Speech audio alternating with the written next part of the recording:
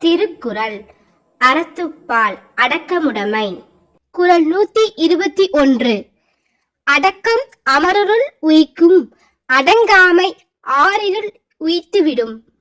விளக்கம்: அடக்கம் ஒருவனை உயர்த்தி மேன்மையை சேர்க்கும். அடக்கம் இல்லாதிருத்தல் பொல்லாத தீய வாழ்க்கையில் செலுத்திவிடும். குறள் 122. காக்க பொருளா அடக்கத்தை ஆக்கம், அதனின் ஊங்கில்லை உயிருக்கு. விளக்கம்: அடக்கத்தை உறுதி பொருளாக கொண்டு போற்றி காக்க வேண்டும். அந்த அடக்கத்தை விட மேம்பட்ட ஆக்கம் உயிருக்கில்லை. குறள் 123.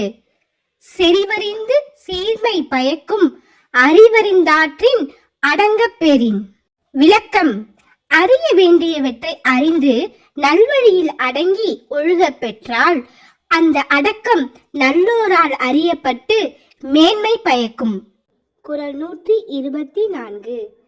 நிலையின் திரியா தடங்கியான் தோற்றம், மழையினும் மானப் பெரிது.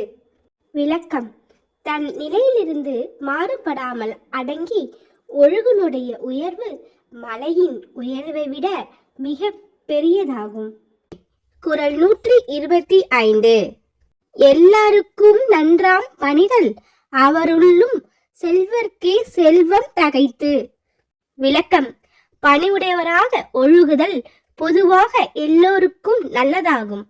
அவர்களுள் சிறப்பாக செல்வர்க்கே மற்றொரு செல்வம் போன்றதாகும். குறள் 126. ஒருமையில் ஆமை போல் ஐந்தடக்கல் ஆற்றின், எழுமையும் ஏமப் புடைத்து. விளக்கம்: ஒரு பிறப்பில் ஆமை போல் ஐம்பொறிகளையும் அடக்கியாள வல்லவனானால் அது அவனுக்கு பல பிறப்பிலும் காப்பாகும் சிறப்புடையது. குறள் 127.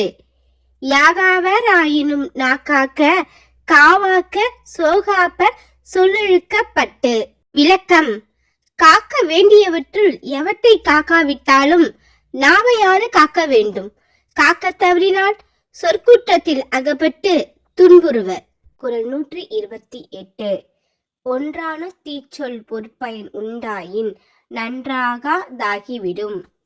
விளக்கம்: தீய சொற்களின் பொருளால் விளையும் தீமை ஒன்றாயினும் ஒருவனிடம் உண்டானால் அதனால் மற்ற அறங்களாலும் நன்மை விளையாமல் போகும்.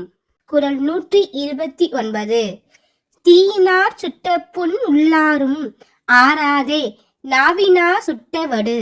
விளக்கம்: தீயினால் சுட்ட புண் புறத்தே வடு இருந்தாலும் உள்ளே ஆறிவிடும். ஆனால் நாவினால் தீய சொல் கூறி சுடும் வடு என்றுமே ஆறாது. குறள் 130. கதம் காத்து கற்றடங்கள் ஆற்றுவான் செவ்வி, அறம் பார்க்கும் ஆற்றின் நுழைந்து. விளக்கம்: சினம் தோன்றாமல் காத்து கல்வி கற்று அடக்கமுடையவனாக இருக்க வல்லவனுடைய செவியை அவனுடைய வழியில் சென்று அறம் பார்த்திருக்கும்.